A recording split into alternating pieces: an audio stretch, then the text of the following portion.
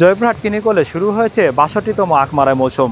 গতবারের ৫৩ কোটি টাকা লোকসানের বোঝা মাথায় নিয়ে ২০২৪-২৫ মৌসুমের আখ মারাই শুরু করলো দেশের বৃহৎ চিনি উৎপাদনকারী প্রতিষ্ঠান জয়পুরহাট চিনিকল। সুগার মিল যদি আমরা আখ দিয়ে সঙ্গে সঙ্গে টাকা পাই, তাহলে আমরা আখ চাষি আরো আগ্রহী হবে, আরো বৃদ্ধি পাবে এবং পাশাপাশি ঘোরাদের আরো সুবিধা দিতে হবে। বুঝছেন? সেটা হচ্ছে যে আমরা সঠিকভাবে যেন পুঁজি পাই, লোন করলে যেন লোন পাই। তাহলে এখন ১ মাসের জায়গায় ২ মাস বা ৩ মাস মেল চলবে, এটাই স্বাভাবিক। আর আমরা যদি ওজন দিয়ে ৭ দিন পর টাকা পাই, লেবার পেমেন্টটা কোথায় থেকে করব বা অন্য জায়গা থেকে নিয়ে আসে, এটা হচ্ছে প্রথম সমস্যা আমাদের। এবং আমাদের যে চিনি দেয় শতকরা হচ্ছে 50% বা 60%, এটা 100% দিতে হবে, তাহলে আমরা আখ চাষ করব, মেল আরো বেশি চলবে। অন্য শস্যের সঙ্গে আখের মূল্য সমন্বয় করতে হবে, তবে আখ চাষিরা যে হয়রানির শিকার হয় এই হয়রানি দূর করতে হবে।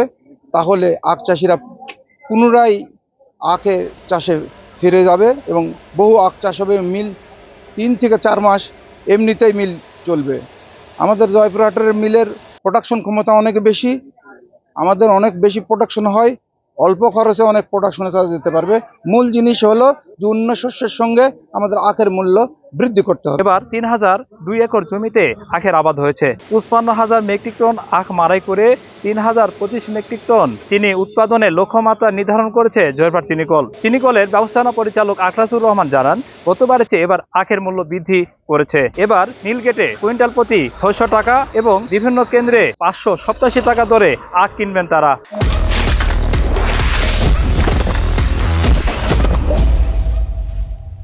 আমাদের লক্ষ্যমাত্রা আছে ৫৫,০০০ মেট্রিক টন আখ মারাই করব এবং ২,৭৫০ টন চিনি উৎপাদন করা হবে।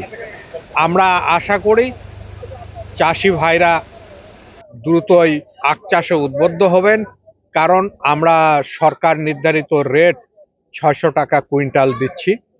এতে চাষি ভাইরা আমাদের আখ চাষ করলে আমাদের যে কৃষিবিদ আছে সেই কৃষিবিদদের কারিগরি সহায়তা নিয়ে তারা ভালো একটা ফলন আশা করতে পারে এবং এই আখ সরবরাহের মাধ্যমে তারা সরকার নির্ধারিত রেট পাবে। এর দ্বারা আমি আশা করি তারা ক্ষতিগ্রস্ত হওয়ার কোনো সুযোগ নেই, বরং লাভবান হবে এবং নিশ্চিত মূল্য মিলের কাছ থেকে পাবে। আমি আখ চাষিদের সাথে কথা বলেছি, তারা জানিয়েছেন নির্ধারিত সময়ের মধ্যে টাকা পরিশোধ করলে আখ চাষে উদ্বুদ্ধ হবেন বলে জানান তারা।